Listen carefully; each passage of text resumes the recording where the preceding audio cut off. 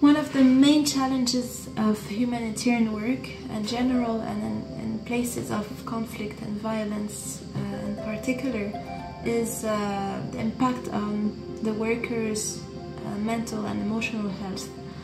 Because it's true that the stories that we hear and we share are really heavy.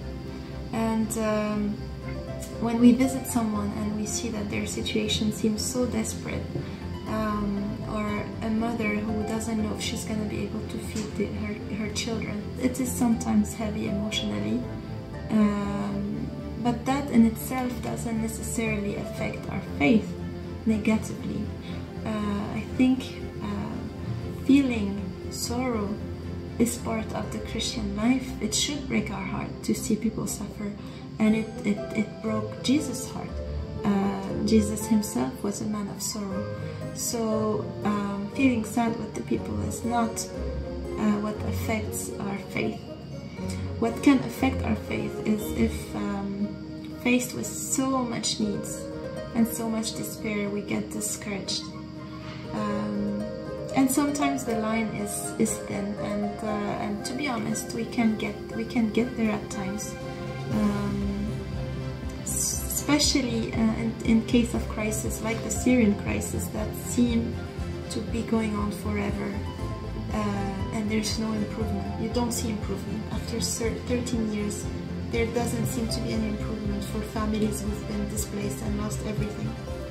And so, for example, when we visit families, we follow up on families that we visited a few years before, and we see their situation is actually worse off than before. That can really be discouraging. And it's been the case, yes, with the crisis, is that although it seems like it's safer than before, that conflict is not as bad as it was. Humanitarian needs have kept on increasing, and it's never been worse. And so you have more needs, but at the same time you have less interest by the media, by possible funding partners. So it can get easily discouraging, unfortunately. But again, as long as we stay close to God, as long as we stay in His Word in prayer, and we keep our eyes fixed on Him, even phases of discouragement doesn't mean it will affect negatively our faith on the long term, because on the contrary, when we see how unjust the world seems, that it honestly doesn't seem to make sense sometimes, any of it.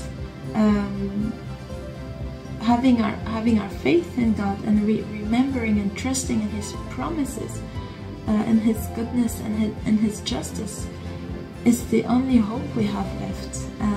We can only keep going if we deeply believe that one day something new, something better is coming, and that God will put an end to all injustice and all suffering. So staying close to God, remembering and trusting in His promises is the only thing that can keeps us going in times where everything feels discouraging. And at other times we are also highly encouraged, because we see that despite the surrounding darkness, despite the somehow lack of apparent meaning and solution, God is working and God is shining, and He's been using these dark circumstances to work in different ways.